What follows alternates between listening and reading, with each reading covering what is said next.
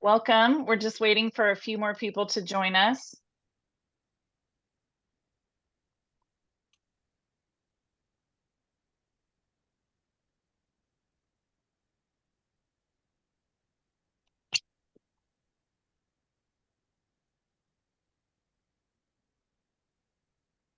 All right, we will go ahead and get started.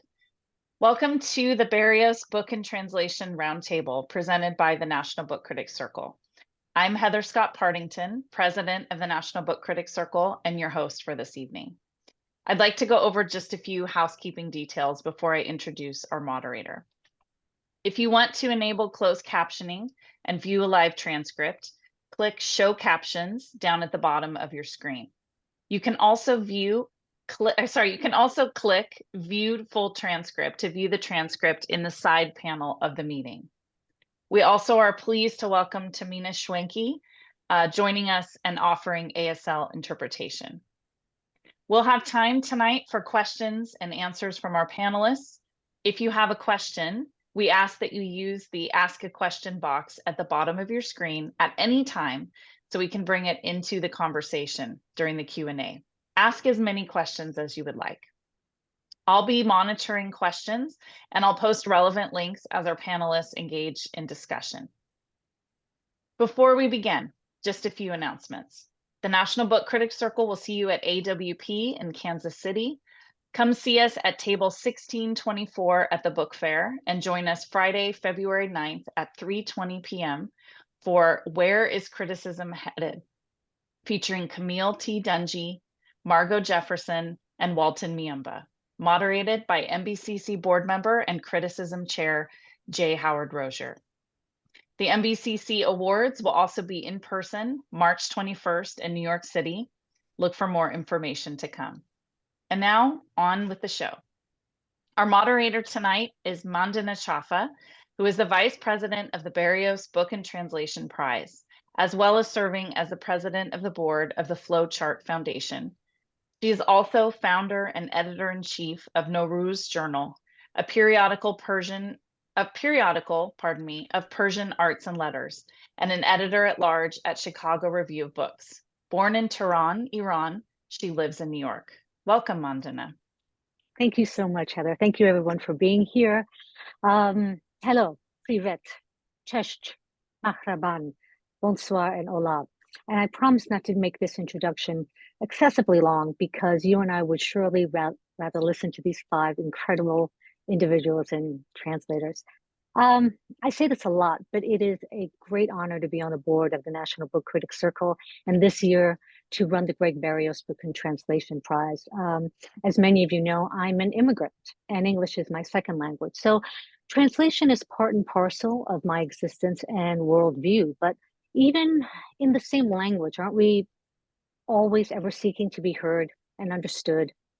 I believe that we are entering into a golden age for this art that is finally valuing the contributions of translators. And because of the late Gregg Barrios' generosity, we at the NBCC are able to celebrate both translators and writers of brilliant books we would otherwise not be able to enjoy and be altered by. We're going to put their impressive bios in the chat, as well as links to their books, which I hope you've all read or will read. But once I introduce this heady panel, I'd love for us just to get started. But just as a reminder, our 2023 shortlist included Boris Dralyuk's translation of Andrei Kurkov's Gray Bees, which came out from Deep Vellum, Mark Polizzotti's translation of Scholastic Mukasonga's Kibogo, which came from Archipelago, Christina MacSweeney's translation of Yasmina Barrera's Linea Nigra from Two Lines Press, Jennifer Croft's translation of Olga Tokarczuk's The Books of Jacob, which was released by Riverhead, and Faye Lethem's translation of Irene Sola's When I Sing, Mountains Dance, which was released by Grey Wolf Press. The sixth book on that shortlist is the great Fadi Judah's translation of Maya Abu al-Hayat's You Can Be the Last Leaf. Earlier in the fall and late summer, when we were first planning this event, Fadi had already indicated he wouldn't be able to participate in this panel discussion, but I'd like to especially note all he does and means to poetry, to translation, and to us all. I've been thinking a lot about this prior to this evening, and to talk of books and translations in these times with wars on nearly every continent doesn't and can't diminish the loss and pain that millions are feeling in many, many languages. Yet, the act of bringing heretofore lesser known voices to the masses, in this case, the English speaking world, is especially important to understanding our similar hopes and dreams, and one hopes toward a deeper sense of community around the human spirit and our transnational literary world. May there be peace for us all. So now I'm going to take a sharp turn and on with the show. So I'm going to start with kind of a softball question, but it's part of the Marvel universe, right? What are your origin stories? How did you each become involved in translation? Were you already speaking non-English languages at home, or did you learn other languages in order to read authors in the original tongue? Don't make me call on you. Well, I grew up speaking English, but an English that was between England and Ireland, between the north of England and the southwest of Ireland. And so I spoke two different types of English, depending on where I was. I grew up in a sort of scientific family, but I loved languages, so I kept learning them. And I think for Spanish, it was the language I loved. And when I first read Borges, I was so blown away that I never left it. And that was it. And yeah. I love that you talk about two kinds of English. That's stupendous. I'm sorry, Mark, I stepped all over you. No, not at all. I'm sorry to interrupt. First of all, thank you very much for the invitation. I'm delighted to be here, and hello everyone out there who unfortunately I can't see. The short answer is that I was studying in Paris for a year when I was 17, and I found myself across a cafe table from a novelist, and I didn't know what to say to him, so I offered to translate his book. And I never translated anything. I had no idea what that meant. It just didn't know what else to say. And the ironic thing is that I actually had read his book, and I found it sort of incomprehensible. And I would even say untranslatable, which is not a word I use lightly, but it was the mid-70s, and it was, it was very experimental, and it was full of all these word games and pictograms and all this other stuff and obscure cultural references. But he took me up on it. And over the next 6 months, I actually made a stab at it. And I was right the first time. It was an untranslatable book, but I then became friends with him and was able to go back to his first novel, which was I thought much better and much more translatable, and that eventually was published.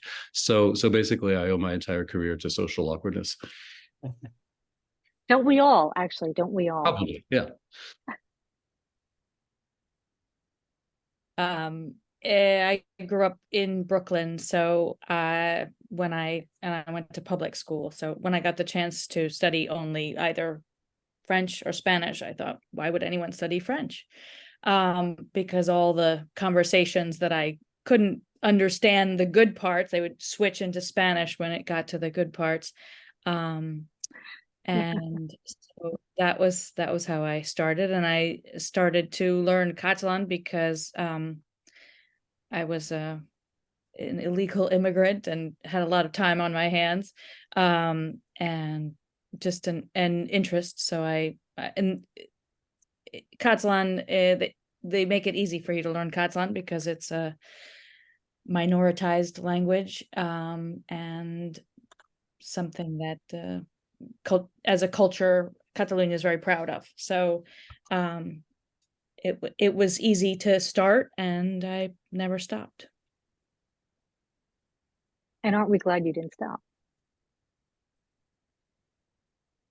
Well, I suppose I'm the exception so far in that I grew up speaking a different language. I grew up speaking the Russian of southern Ukraine, of the town of Odessa, and my family immigrated in 1991, shortly before the collapse of the Soviet Union, to the States, which is when I learned English at the age of 8, and abandoned anything to do with the old country, anything to do with Russian for a number of years.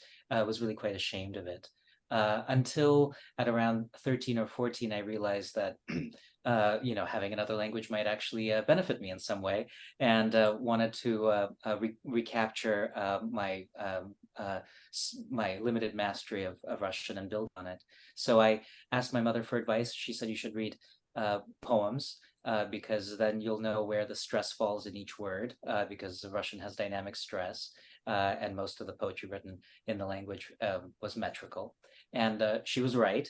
It did help me learn the language, but it also brought me to the literature. And I started translating almost as soon as I started reading seriously at that age.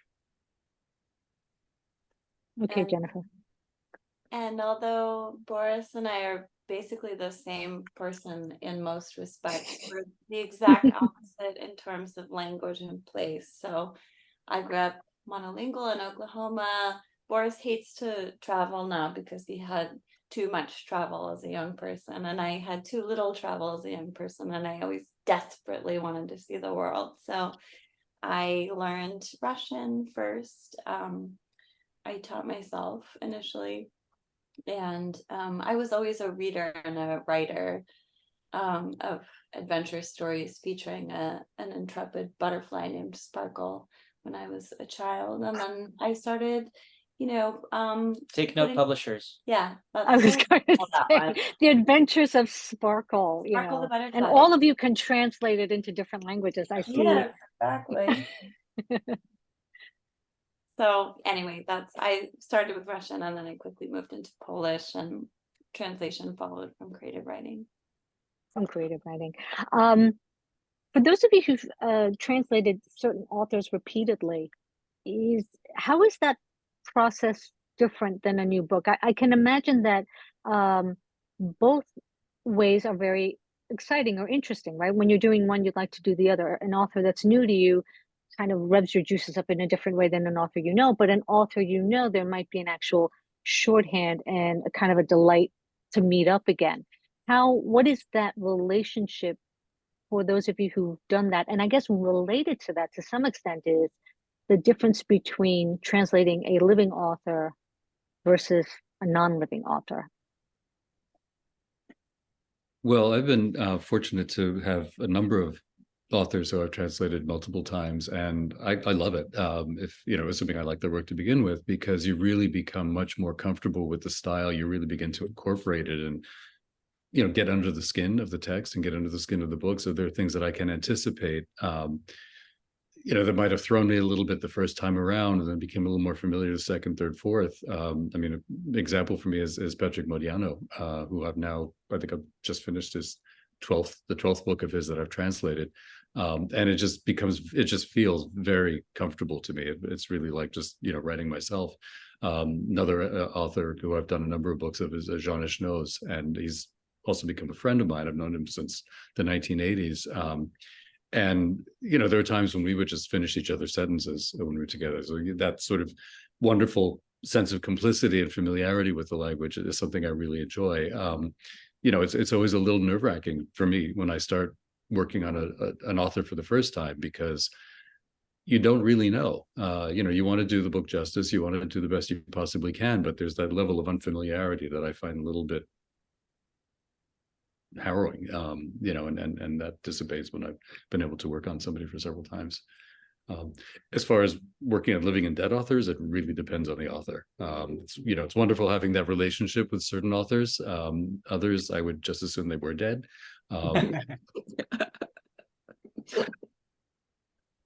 We're not going to name names today, but in the green room later, we'll talk about that.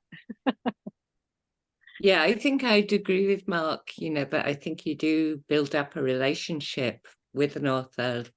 With Hasmina now, we're on her third book. But there is also the thing that, you can't slip into I know what they're going to say kind of thing, because authors keep changing. They're like the rest of us. They're doing one thing 1 minute, something else another minute, and you've kind of got to keep up with them, sort of do that. But I think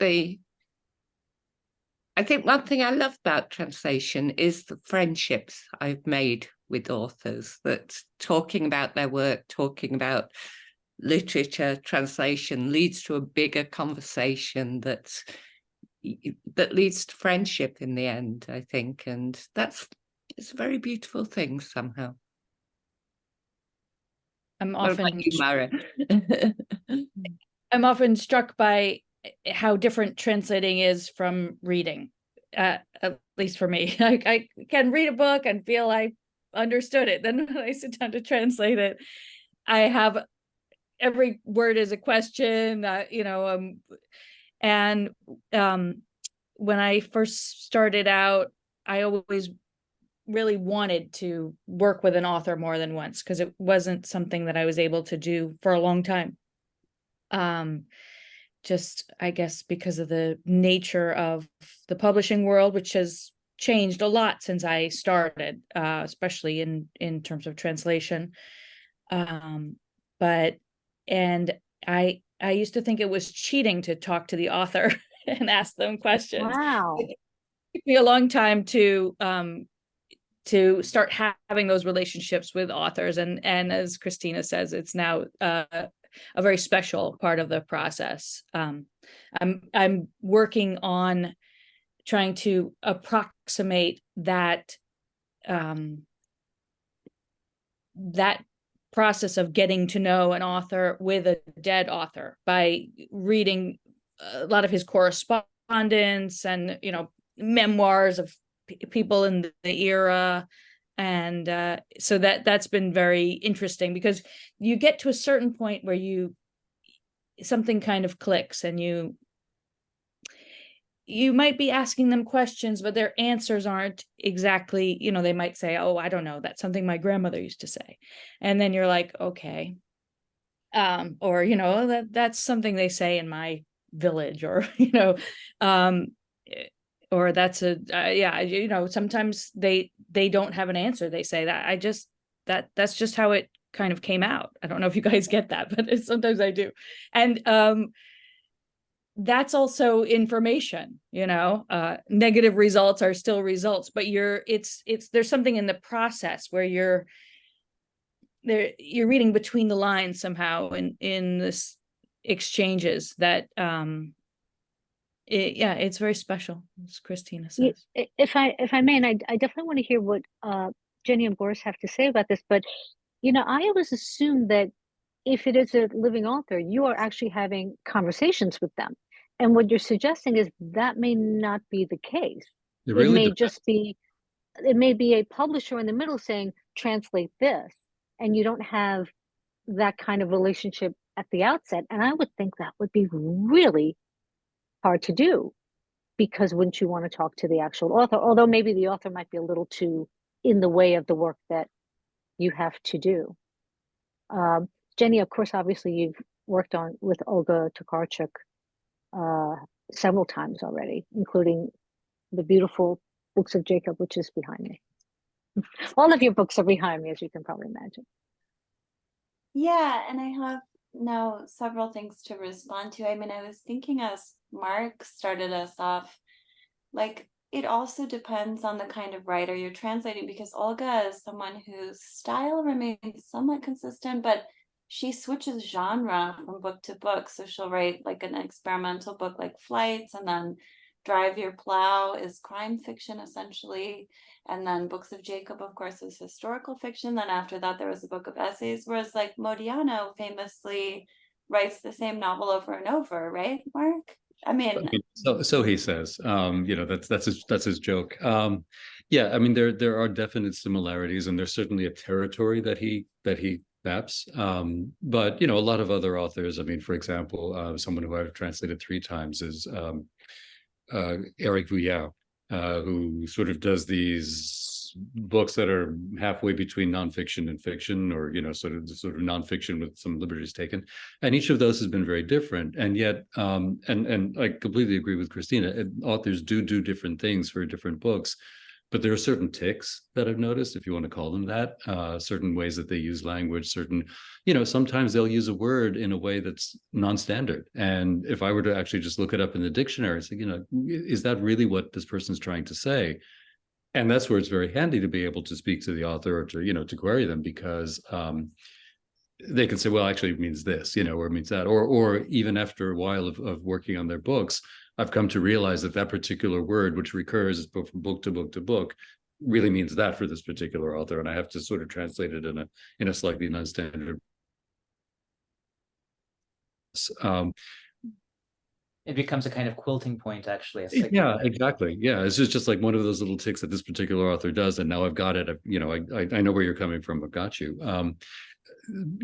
I think definitely in the case of working with living authors, being able to ask them questions is a great advantage if that's something that you feel is necessary. And I know when I first started translating Modiano, I would write him these letters and I'd get back these lovely handwritten, pages and pages of explanation. Usually when I just needed like 2 words, it's like, what does that mean? And he'll give me like the whole backstory, which is great. And then, as we've worked together more and more, I've had to do that less and less. But there are other authors. I mean, when I translated Flaubert, or Raymond Roussel or someone like that, I think, as Mauro, you were saying, that there are other ways of getting to know an author. There are other ways of sort of getting under getting under the hood of what they're trying to do, even if you don't have them to actually talk to, other than Ouija board. What Mark says reminds me of the importance of translators' archives, how valuable those letters become. And also Mara, you're right. Authors aren't always forthcoming, and they aren't always the best interpreters of their own work. But they tend to be honest with translators because they do care about getting the right thing down on the page in another language. And so there is a great deal of explication, many keys to their work that are sitting somewhere deep inside our inboxes these days, and it's important to keep that stored. But that brings me back to Mandana's last question about how weird it would be not to be in touch with the author. But I think one thing that should be noted, of course, is that we are all translating into the most powerful language in the world, in the sense that this is the language that authors receive money for, basically. Yeah. So authors who are writing in English are not necessarily corresponding with their Peruvian and Slovak translators at the same length that we are receiving correspondence from. Very true. Our authors. Very true. So it actually happens all the time that people just translate without ever having any contact with the writer. And I am friends with everyone that I translate, but I'm not necessarily in touch with them as I'm working on their books. Yeah, that's true. It really does depend on the author. I've worked with some authors, like Andrei at this point trusts me completely, and I send him a finished draft. Other authors will send me their manuscripts before I start translating, with walls upon walls of footnotes. It looks like a Nabokovian translation. So it really does depend. Boris, let me ask you one question, because unlike the others, you were born speaking the language that you often translate from. Of course, like myself, I can't tell you what it's like not to have that first language be my first language. But I wonder whether you might feel there's a different essential feeling when you are translating from your native language what you heard as a child into your second language. It's a little philosophical, I realize. No, I think it's a very good question, and it's practical and probably neurological more than it is philosophical. There's a depth of comprehension that I feel I was gifted. I understand a great deal about what I hear in Russian and Ukrainian and other Slavic languages too, without having to fully understand each segment of the sentence. So my comprehension is quite high, just going into a text. My sense of where, for instance, those words that might mean something for the author, but you won't find that particular sense in the dictionary. I have a sense that the word is being used in a particular way as soon as I see it. And I think that has to do with the fact that I grew up hearing the language. But in other ways, English is much closer to a native language for me, a native language of expression. I feel much more comfortable speaking and writing in English than I do in any other language. I think I must say with all of you, regardless of genre, your work does have a beautiful sonic ability that there's a real lyricism that is the craft of translation, because as you said, you're translating it into a language that English-speaking people, you're hoping will understand the richness of what it is you're translating. And that's where the art, I think, comes in after a long time of doing it. So actually related to that, I always think of translators as capable of translating all genres, right? And actually, I wish there was a similar sensibility in criticism. You find people that they just typically do critiques for certain kinds of works.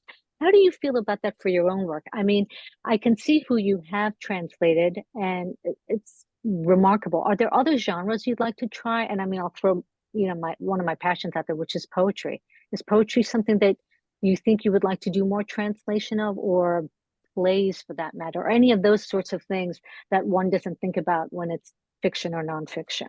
Well, And you can say especially no, paid obviously. so well translating poetry. I translate poetry all the Poetry time. criticism pays just as well as Yeah. translating poetry. I'm sure. Yes. No, I translate poems all the time. I know that others here do as well, and it's a little bit more difficult to publish collections of poetry. I've found a little bit more difficult to interest people in the kinds of poets whom I like to translate, and I do it for myself. Tons and tons of it, reams upon reams. Yeah. One thing I think as well is Yeah. that the kind of making these genre distinctions is something that I think is almost becoming outdated.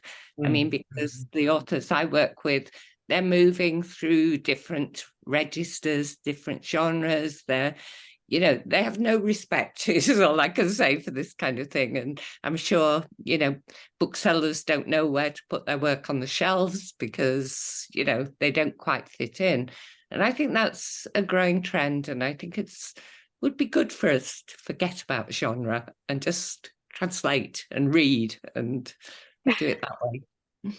But I would also, I mean, even if the genre is more defined, I would say that as a translator, I enjoy being able to translate any number of different genres. I mean, I've done poetry, I've done nonfiction, I've done fiction, I've done technical manuals, and if I were to give a piece of advice to a beginning translator, it would be translate anything you can, no matter what it is. And it doesn't have to be great literature. It doesn't even have to be lousy literature. It could just, it can be the instructions to eardrops or something like that. I mean, it's just all practice of language. One of the most useful exercises I ever did years ago, this was just strict money work, but it was a translation from Canadian French into English of basically trademarks, which involved having to translate every single possible thing that could be commodified, which meant, the most minute distinctions of spoon and fork and, knife for a department store, that kind of thing. I mean, all the way through, the colors of a logo or whatever it might be. And it was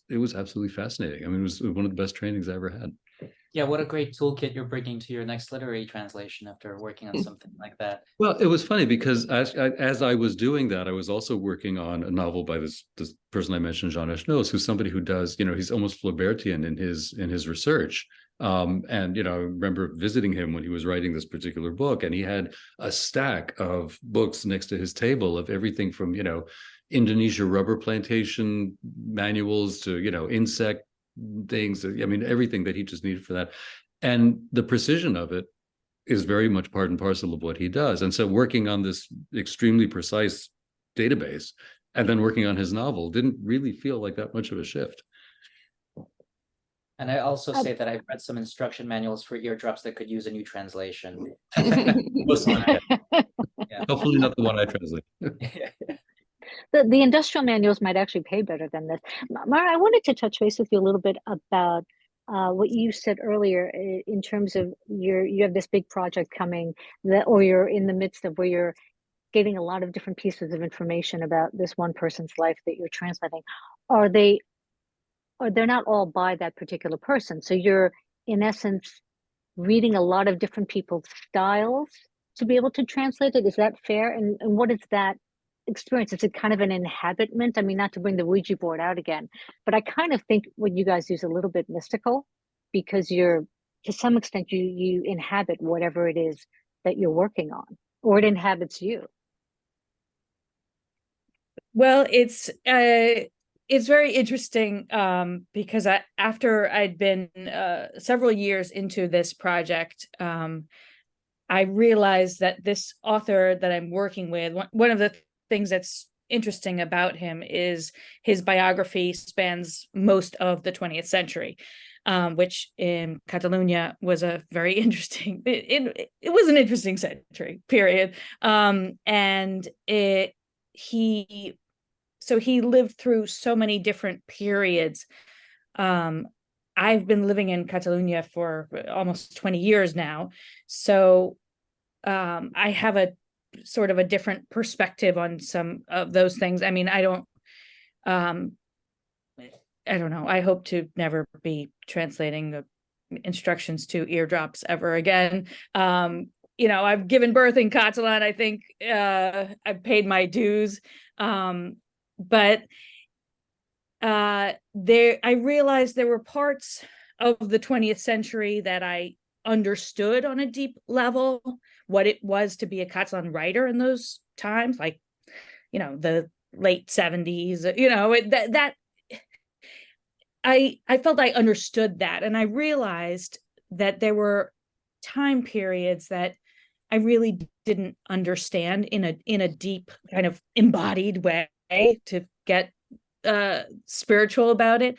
And I needed to understand. And one of the languages that I had to learn was the language of the censors, because it's very complex. I couldn't just pick up, go to the archive, go down to Madrid and just read it because it's a kind of a code.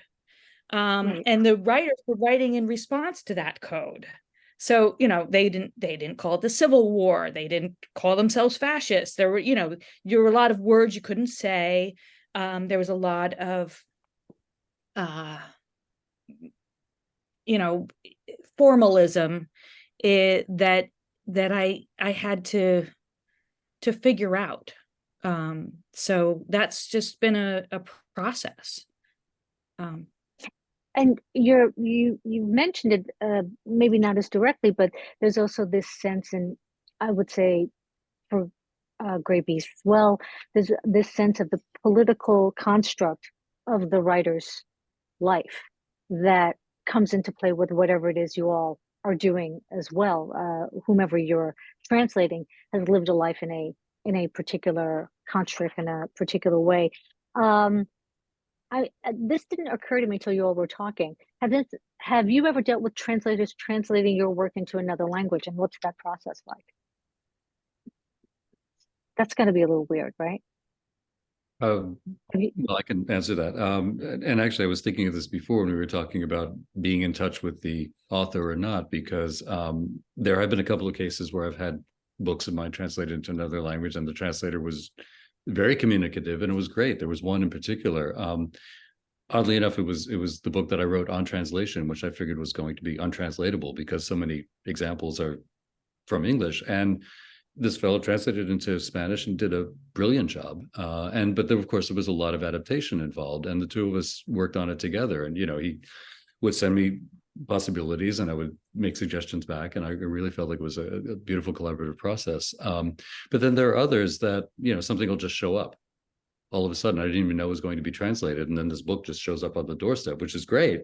But no communication, not even from the publisher. It's just like one of those things that sort of happens. I did have one odd experience, which is a little bit off the path of what you're asking. But when my biography of André Breton was published, it was translated into several languages, and two of them were French and German. And I don't read or speak German. I mean, I have a couple of words here and there, but that's about it. But somehow I was able to understand by looking at it and maybe just doing a little bit of side-by-side comparison that the German translator had actually gotten the tone a lot more closely than the French one did. And the French person I was in contact with all the time. It was just this weird kind of thing where I just knew that somehow the German sounded like me and the French did not. Very interesting.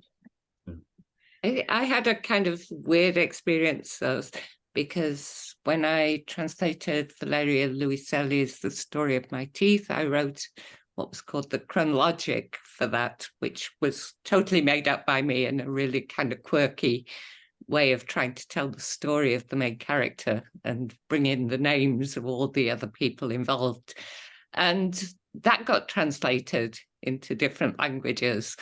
And every time when I had contact with the translator, I would say, look, please change the details. You know, it's going to be all different in Japan or in Germany or somewhere, you know, and they never did. I was really upset about that. Yeah, Did I you think. say something earlier? Oh, I'm so sorry, Mara. Go ahead. Oh, I just wanted to say, when I mentioned that I used to think it was cheating to talk to authors and ask them questions, it's partly because I learned to be a translator in Europe, and because of, well, at least in Spain, the way translators are paid, they have to work much faster than I do, and so basically spent the first half of my career just trying to work faster. Like that, it was like, that's, you know, how the only way I could make this possibly a career is I have to learn to work faster, And I don't know, I just want to kind of shout out to all the other translators in the world. There are some that have better situations than us, but most don't. So it's, you know, some of what we're talking about, it borders on collaboration and versioning, and that's a beautiful creative place to be, but it's you can't be hungry when you're doing it, you know. That's a very good way to put it. And I'm sorry, the reason I interrupted is I feel like I interrupted Jenny, who was about to say something about this stuff. Or did I misread your look across from it? I think Boris wanted me to talk about it, but I love what you just said, Mara. Yeah, I've had some interesting experiences being translated, and fighting to get to talk to the translator and not getting to talk to the translator. I had for my first book, Homesick,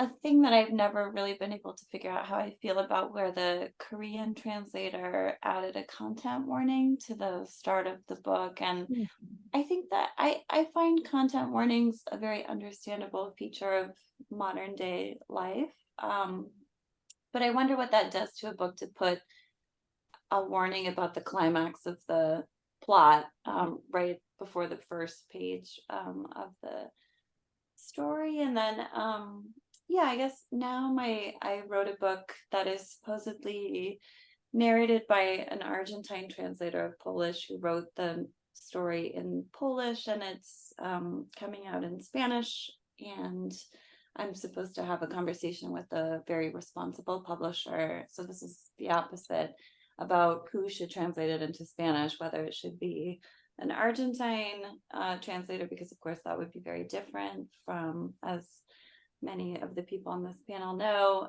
from a Spanish translator, or whether, because of the absurdity of my new novel, whether it would actually make sense for it to be a Spanish translator. So it really has varied for me. And it is, I do find that in general, it's hard to kind of get in touch with the translators because there's so much bureaucracy in the middle. I would love to actually, after this, I would love to have all of you talk about some of the other projects you're working on, because it's not like you are just translators, right? You do a lot of things, although I wouldn't say just that came out the wrong way, didn't it? But one of the things that I've noticed a lot more because of the Barrios is that we're not only talking about the language, but the source country. And just as you put it, Jenny, there are real differences. You know, when you're thinking of, let's say, Kibogo, yes, it's in French native language, but it is not a French necessarily.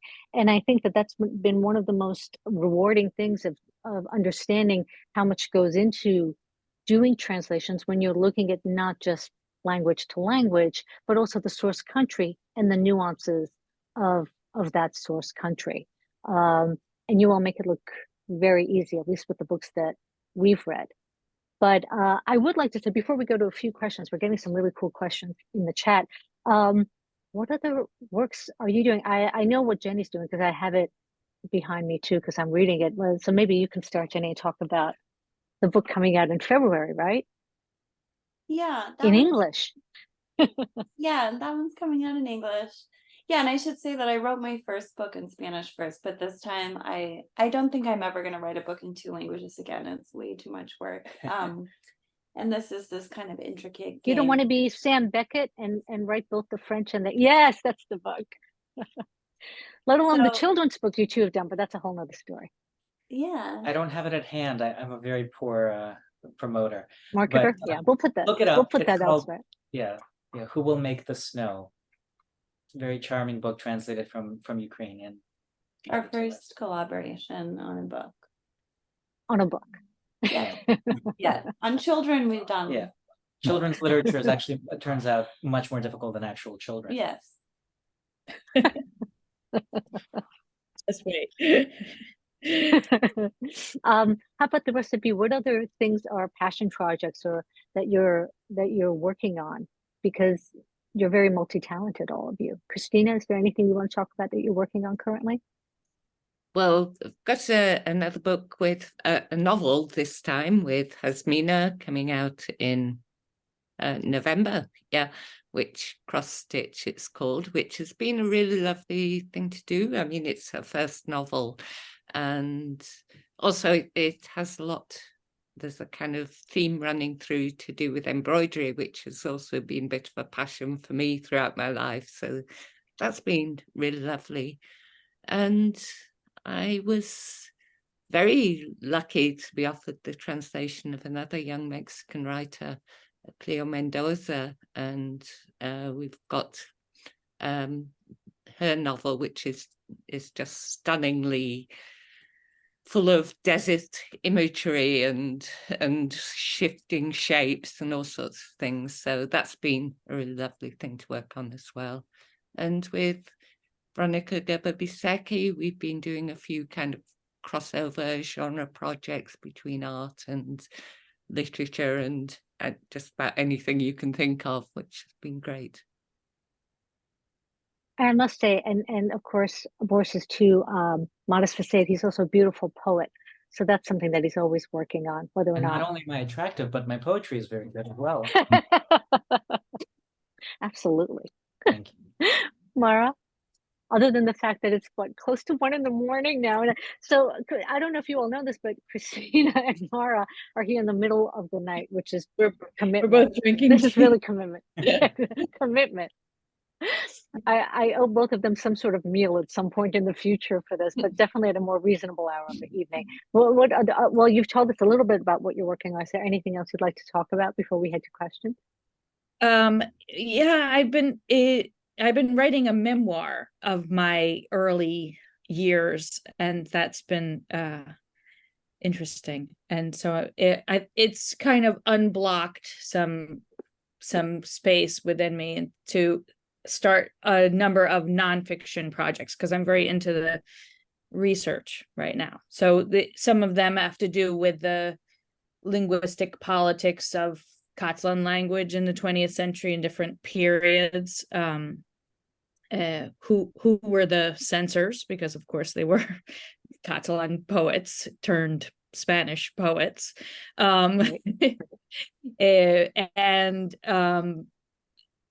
So there's and of course I'm doing a number of translations. I have a new book by Max Bezoda coming out next year with Open Letter. I have 2 new books by Irene Solá in the works, and a book, a first novel that's like a trans coming of age story set in Madrid, called Bad Habit. It's coming out in the spring.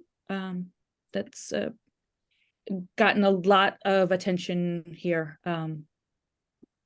Great title. Yes. Yeah. How about you, Mark? I've been committing an awful lot of pixels. let's see, I have a book coming out in January on the contemporary relevance of surrealism for Yale. Just a little 200-page monograph. And then I've got, I think, 4 translations right now that are with the publishers that I'm waiting to get back the edits for. So one is a novel by Jean Echenoz for New York Review, another Mukasonga, her next one, her most recent one, also for Archipelago, a novel by this novelist named Jean-Philippe Toussaint. He was a first-timer for me, the first time I translated him. And then there's the new Modiano, which I'm just finishing now. So, you know, one thing I think is always exciting to underscore is how much the independent presses work with books in translation. It really is an enormous bouquet and garden, to really use an overtaxed metaphor, of different kinds of publishers out there doing this work. And it's nice to see the kind of commitments that they have to the writers, to the translators, and to each other. So I'd love to maybe get a few questions. And the first one I'm going to ask is from Frank Hausch, and it's one we kind of talked about privately before, but it's a great one that everyone thinks about, which is artificial intelligence.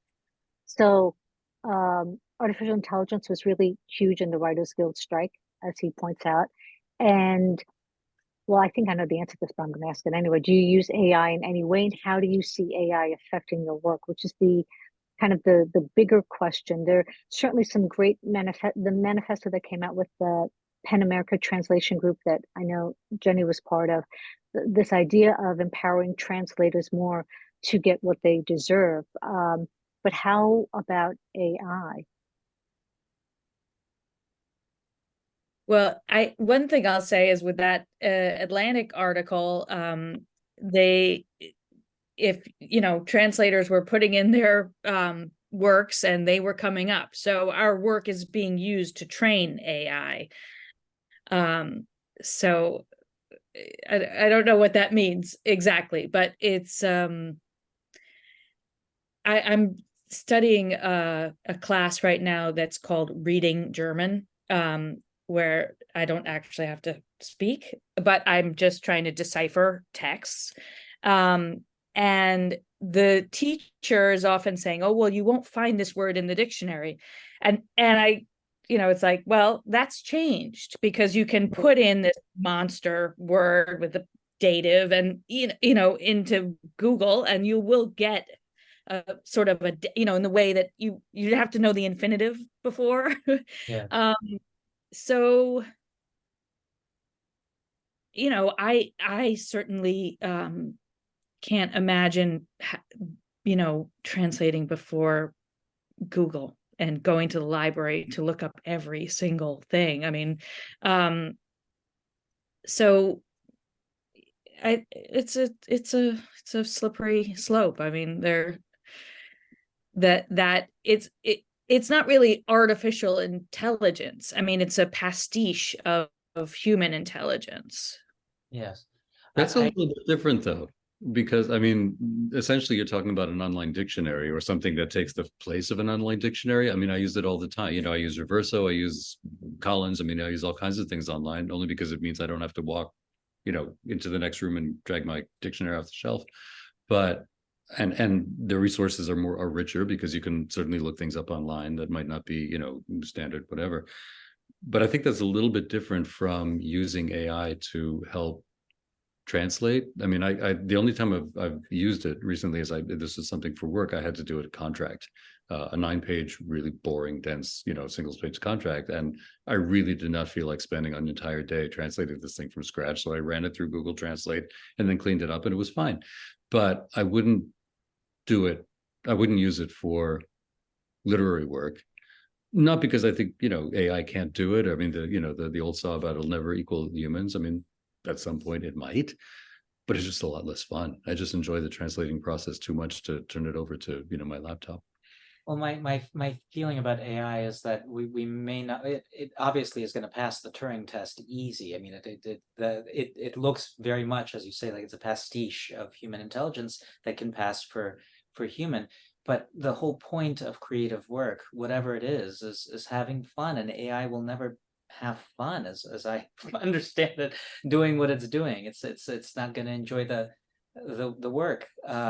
We do, and we will continue to do it. And people will look to individuals the way that we return to our authors who we translate, for a certain kind of fix, a certain kind of connection with another full-blooded human being who is going through a range of emotions in every given second, and putting some of those emotions, encoding them in language. That's not what we come to AI for. It's what we come to humans for. And translators give as much of themselves, as much of their own emotional history to a text as authors do. So when we look for a translated text, a text translated by Jennifer Croft, it's because we're looking for the person behind it as much as for the text itself. Yeah, absolutely true. And the other thing about that is that the language that both the writer and a translator put those emotions and those feelings into can sometimes be a little quirky and non-standard. Yeah. And that's also what gives the personality in the translation as much as in the original. And, you know, AI might have a pre-programmed quirkiness if you tell it to do that, but it's still not going to be the same thing as that, you know, those funny little Ezra Pound twists of, you know, of language that make that make those translations so wonderful. They can write a poem, but not a poem. Yeah, exactly. And also the conversations we were talking about earlier, because, you know, when you're having a conversation about something with your author, things come up, the original text changes, blah, blah, blah, things happen.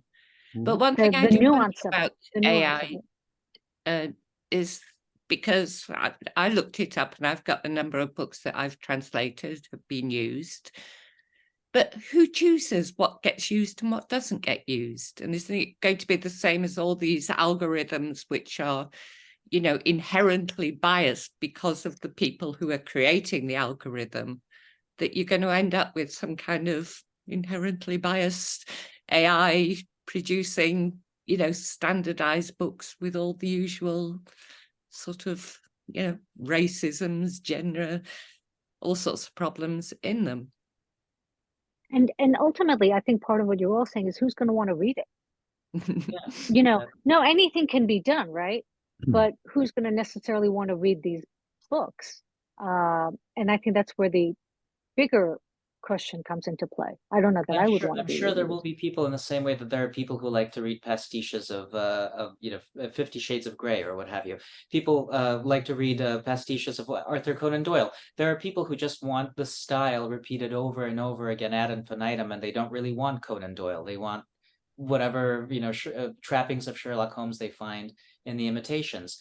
And maybe there will be a market for that kind of AI created reading material.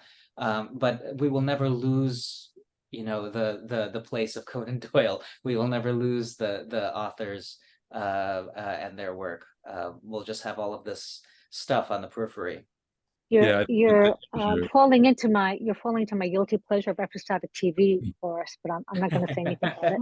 Where yes, it's all the same thing week after week, but it is very relaxing. I'm sorry, Mark, I interrupted you. No, not at all. I was just going to say the danger of that is that, you know, going back to what Mara was saying before about, you know, you have to work fast if you're going to make a career out of this, and publishers expect things on a deadline, and they might want to get a book out, you know, very quickly because it's the hot bestseller in, you know, in Dusseldorf, and they want to get it out now. And the temptation could easily be to do an AI translation, especially when it becomes a little bit more sophisticated, and really not bother going through a human translator at all. So I think it's you know, I completely agree with Boris. I think there's going to be a certain quality that will always be able to tell the difference, but a publisher might not care, and the reader might. I think that's true.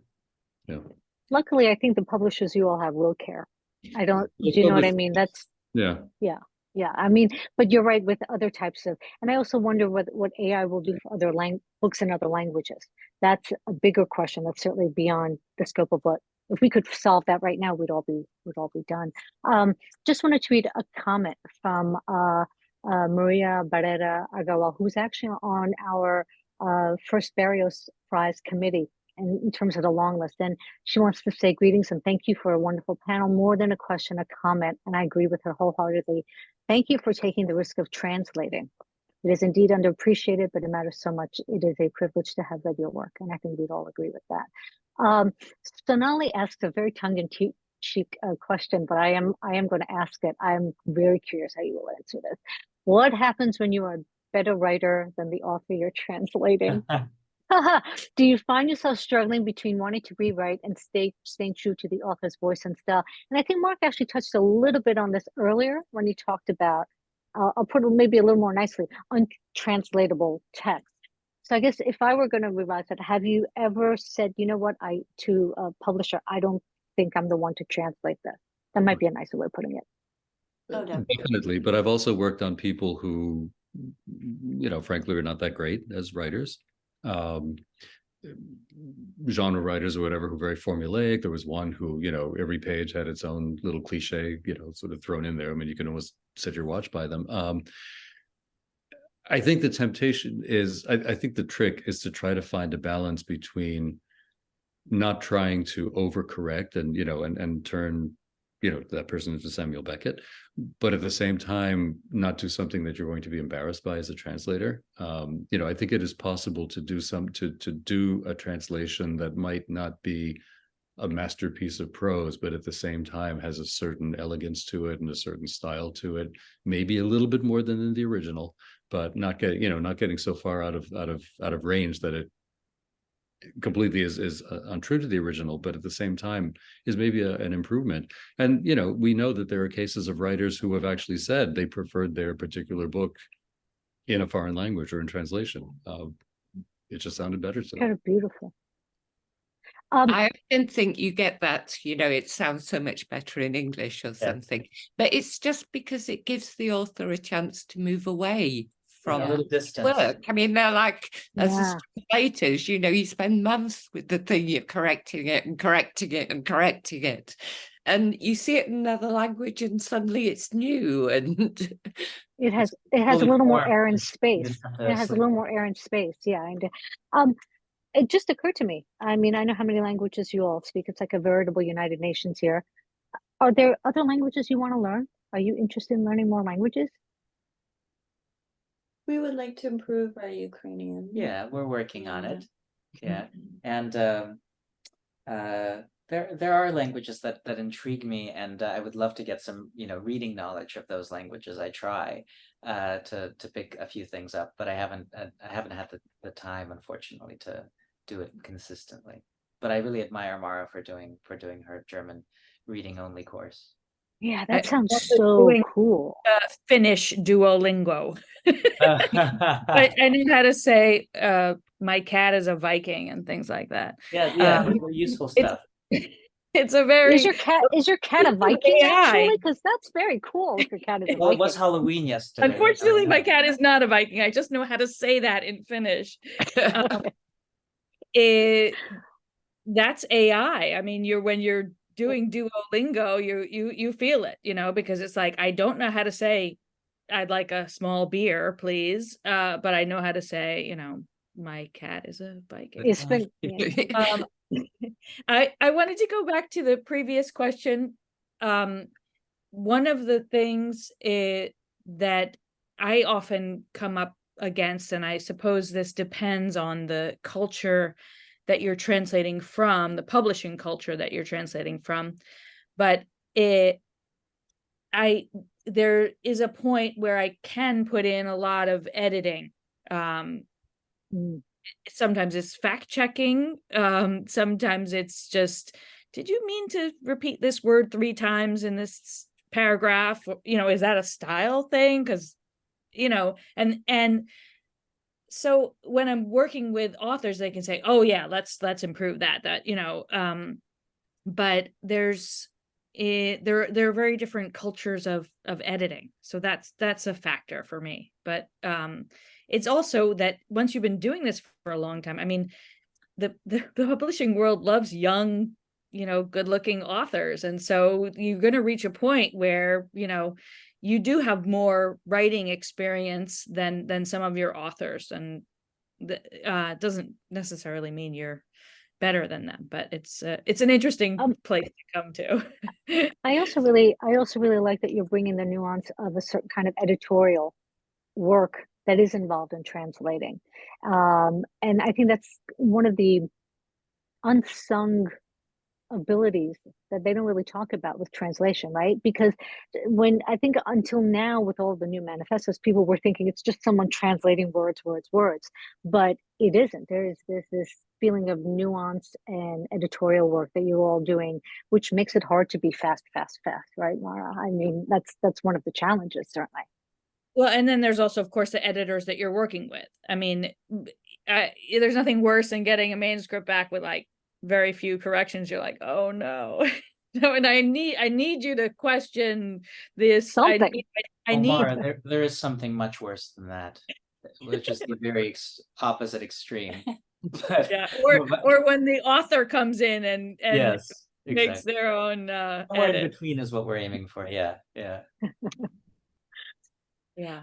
Okay. There is this notion of editing, but there's also kind of sensitivity reading, because you're translating a text that works well in its cultural norms into a different culture, which has different mores, and an author who in no way intends to offend may end up offending in the other language if translated word for word. And I think that it's our responsibility to make them aware of that, or to massage the text in such a way that the author's true intent comes across, which is sometimes hidden by the literal translation. I don't know if that makes sense, but it's something I've come across. Oh, total sense. It does make sense. Yeah. I don't even know what a word translation is. Yeah. But you probably signed a contract saying you were not adding or deleting or Yes. putting Yeah, not a single thing. Well, that you don't really want me to do it. No, that's something very interesting though about different cultures and translation rules. I know, we have Persian translations, right, in the magazine, and you don't need to get author approval. Like there's not the same approval process as you would, let's say, with Western Europe and the like. And even now, that kind of that befuddles me each time. I'm like, are you sure you don't need to get an approval? But the approval process is different from country to country, culture to culture. We're still open for more questions, but I think I'd like to, if nothing else comes up, end on something that Karen Phillips put in our chat. And the great Karen Phillips from Words Without Borders, which just had its 20th anniversary gala and supports and loves every single person on this panel. And we love them back. It's a very excellent question that I think you might have a lot of thoughts on, which is, it seems that we are seeing some positive changes in the field of Anglophone translation. More indie presses publishing translation, more prizes and grants, mentorships and MFAs, greater visibility for translators, a bit more diversity in the field. How are these changes experienced on the ground, so to speak, for each of you? Does it feel like significant process, and what still needs to be done? That it's really, why did I even start asking questions? That was the question to ask at the beginning. But yeah, I mean, things have come a long way, baby. But I think you would each, with your experiences, want to say that there's more that could be done. And what would that look like for you, for yourself, and then for the other ones coming up?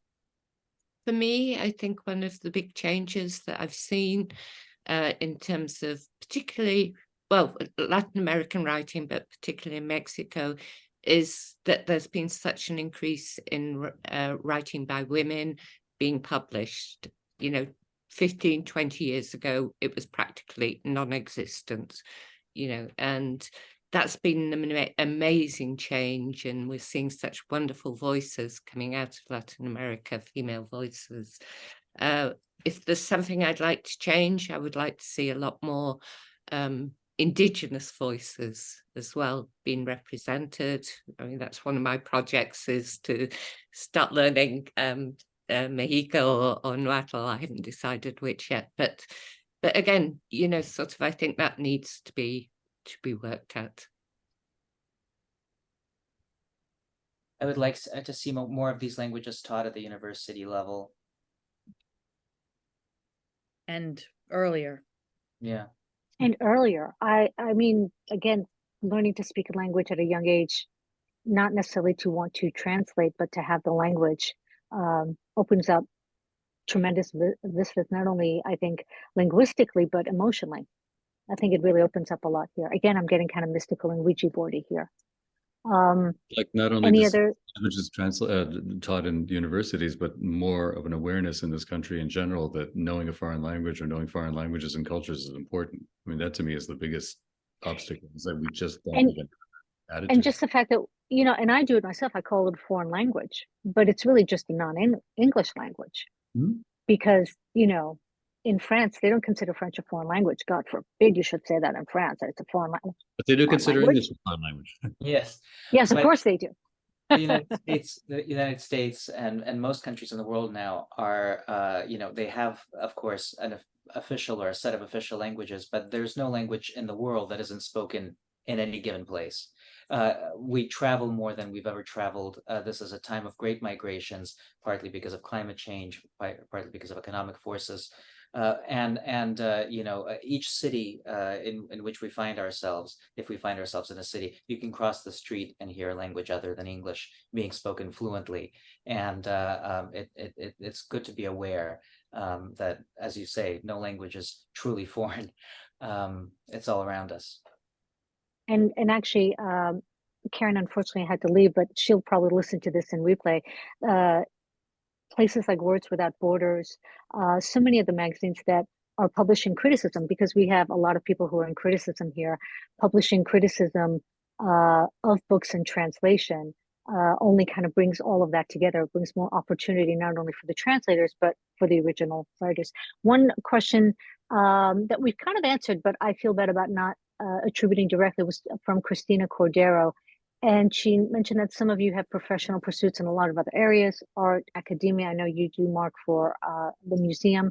How do your different lives function? Do they intersect? Do you feel like you're putting different hats on? Or do you think, I would say, looking at the work you all do, everything makes everything better. To do more of what you're doing makes everything better. But do you feel like you have to silo off what it is you're working on?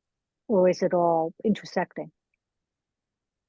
Oh, to me, it's all part of the same thing. I mean, I'm a total word nerd. So whether I'm translating, whether I'm writing, or whether I'm editing, it's all the same soup. And they definitely feed each other, and they definitely help improve the other.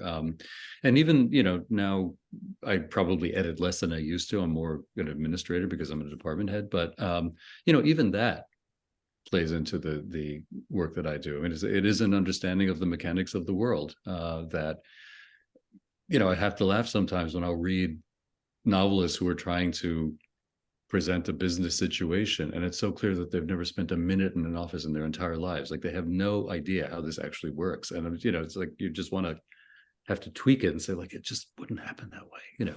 So they don't know, it all feeds. Terrific. And I'm going to actually, before I go into my closing comments, I just want to end on a really lovely comment. And you can see me blinking, so I'm going to say your name wrong, Ilza. I think it's Ilza Duarte, who said, no questions, just thank you so much to Tomina Schwenke. Translating literature is not easy, but translating, interpreting simultaneously is incredibly hard. I absolutely agree with that. Snaps to you, Tomina. And let me just, as I get my notes in front of me, so at least I remember what I was going to say. I want to thank everybody who's come tonight. First of all, our panelists for the work they do to expand our minds and lives, even this hour and 15 minutes. I think they've done a lot of that. They sparked literary joy. And equally important, especially now, I really do believe they extend our understanding of ourselves and others, which is the most necessary act of these very conflicted times. I hope I can speak for all of us. Read more books in translation across genres. Follow our panel members if you aren't already, and I don't know why you wouldn't be already. Indeed, make a point of following translators. And finally, make sure to check out the publications like Words Without Borders, that platform reviews of translated books and translated works overall. If I may do a little bit of my own housekeeping, as far as this year's prize, our hybrid committee is hard at work creating our long list for the 2023 publishing year. Once we've done so, the prize judging process will be opened up to all interested NBCC members. And if you aren't yet a member, why not? Tonight is a good night to become a member. If you are a member before our long list is announced, you can join us in further deliberations to reach our shortlist and later winner. We are going to send more information around that process and timing by the end of the month, so really no rush. But of course, you are welcome to contact me and or the great Chelsea Liu in advance with any questions. And from the bottom of my heart, thank you so much, Jennifer, Boris, Fadi, Mara, Christina, and Mark. Thank you, Tomina, Heather, Jane, and everybody at the NBCC. And hopefully we will see you soon. Thank you so much. Thank you. Thank you. Thank you.